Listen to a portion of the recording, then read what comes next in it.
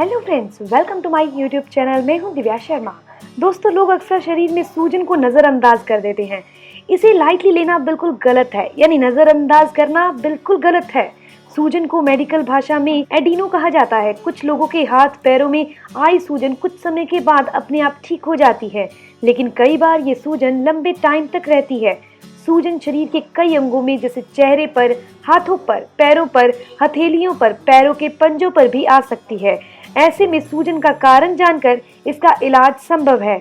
तो जानते हैं हाथ पैरों की सूजन की क्या वजह होती है, यानी कि ये किन बीमारियों के संकेत हैं, किस स्थिति में हमें सूजन के लिए दवाई लेने की जरूरत है और इसका अगर घरेलू इलाज करना है तो हम किस कंडीशन में करें और किस तरीके से करें। सूजन कोई खुद बीमारी नहीं है, लेकिन ये कई बीमारियों का संकेत है। तो जानते हैं इसे डिटेल में। सबसे पहली बात, लीवर प्रॉब्लम। जिन लोगों का भी लीवर अच्छे से काम करने में सक्षम नहीं होता, उनको पेट और चेहरे पर सूजन आती है। आपने देखा होगा, जो लोग ज्यादा शराब और सिगरेट का सेवन करते हैं, उनका लीवर धीरे धीरे कमजोर हो जाता है, उसकी कार्य क्षमता धीरे धीरे वीक पड़ जाती है। उसके साथ उनका पेट फुला हुआ और मुंह पर भी यानी फेस पर भी स्वेलिंग आ जाती है। दूसरी चीज है किडनी प्रॉब्लम।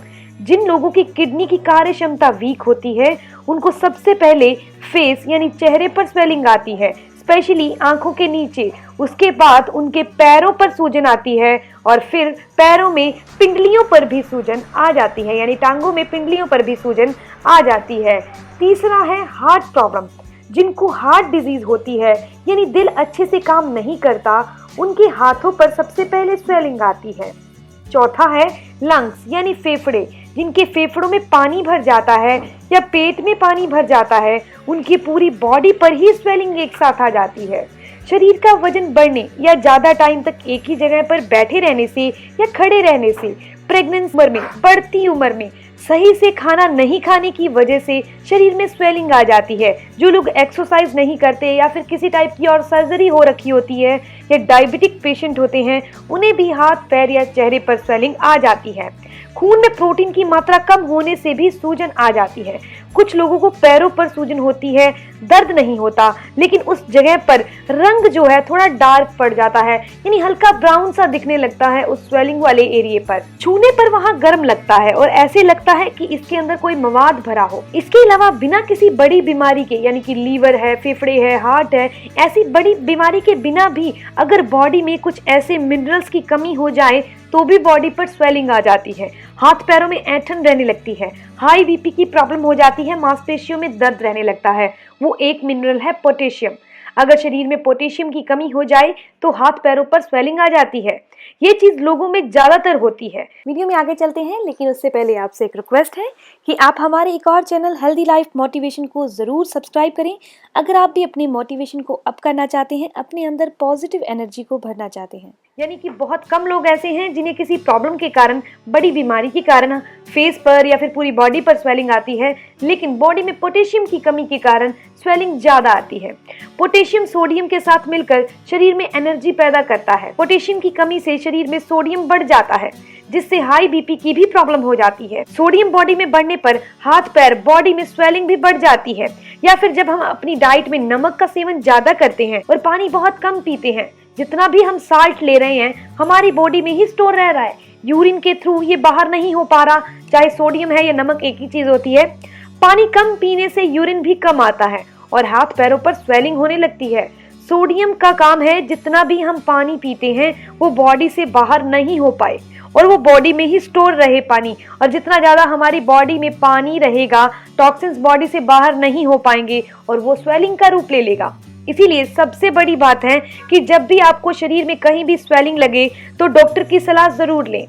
रिपोर्ट में कोई प्रॉब्लम आए या नहीं आए वो बात की बात है। हो सकता है कोई नॉर्मल सी प्रॉब्लम हो, जैसे कि आपको मैंने पहले बता दिया कि बॉडी में सिर्फ हमने किसी दिन नमक ज्यादा खा लिया, सोडियम ज्यादा खा लिया, घर पे कुछ भी ऐसा बना जिसमें नमक ज्यादा था, 2-3 दिन ऐसे ही बनता रहा कि बॉडी में स्वेलिंग आने लग गई और उस दौरान हम पानी भी थोड़ा कम पी पाए, तो ये सारा सोडियम बॉडी में ही रह गया, ये सारा पानी बॉडी में ही रह गया और हमारी बॉडी से यूरिन के थ्रू बाहर नहीं हो पाया।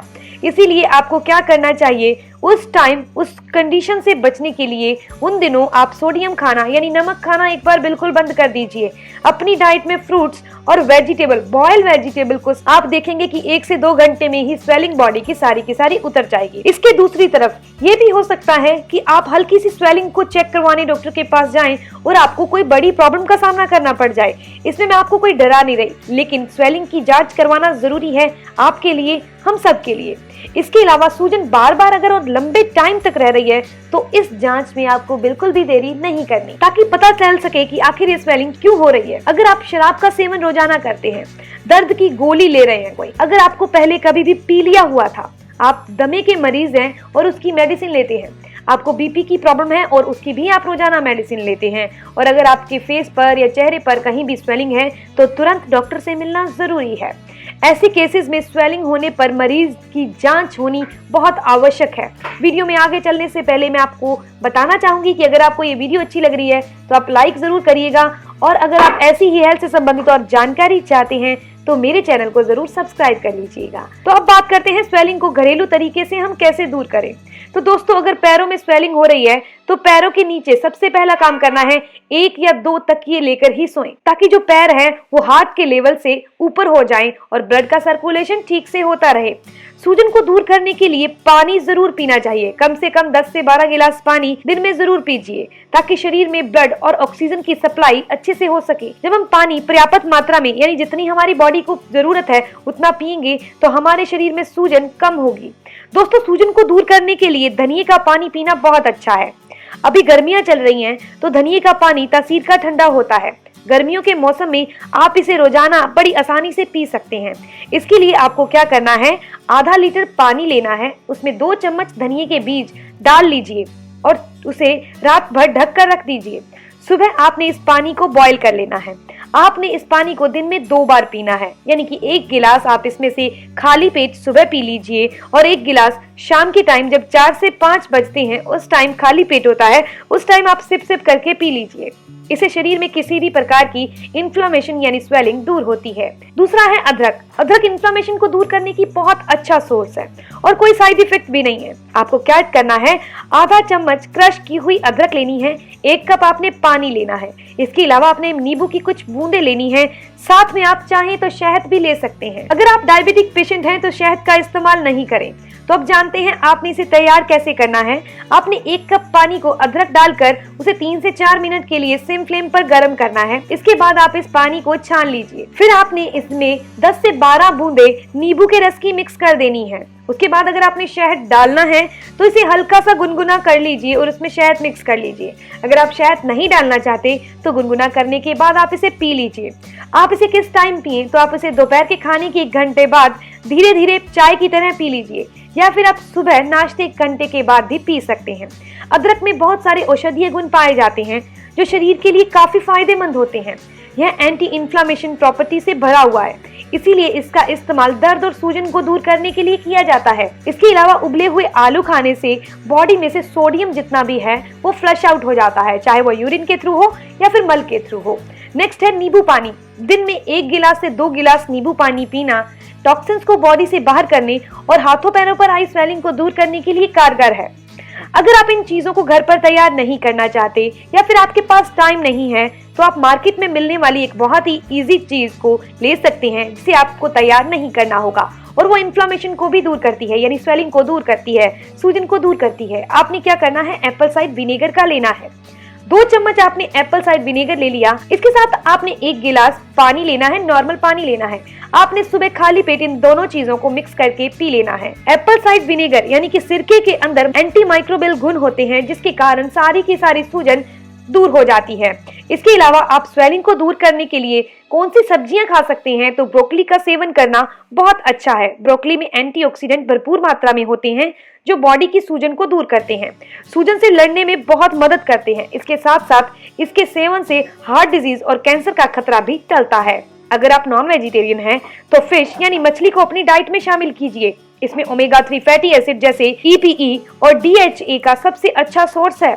इसमें फैटी एसिड स्वेलिंग को दूर करने में मदद करता है। अगर आप वेजिटेरियन हैं तो आप डॉक्टर की सलाह से फैटी एसिड की मेडिसिन ले सकते हैं, यानी ये कह सकते हैं आप फिश ऑयल का यूज कर सकते हैं। शरीर में होने वाली सूजन को दूर करने के लिए ग्रीन टी पीना बहुत फायदेमंद है। ग्रीन टी में एंटीऑक्सीडेंट और एंटी इंफ्लेमेटरी प्रॉपर्टीज होती हैं जो कि सूजन को कम करने में मदद करती हैं। इसके अलावा आप एक चुटकी हल्दी का सेवन करके, कच्ची हल्दी का सेवन करके भी इन्फ्लेमेशन स्वेलिंग को दूर कर सकते हैं। गर्मियों का मौसम है, इसीलिए आप एक चुटकी से ज्यादा पर डे यानी एक दिन में एक चुटकी से ज्यादा कच्ची हल्दी का सेवन नहीं करें। आपको इसको रात को लेना होगा। आप चाहें तो इसे दूध में मिक्स करके लीजिए, आप चाहें तो इसे पानी में मिक्स करके लीजिए।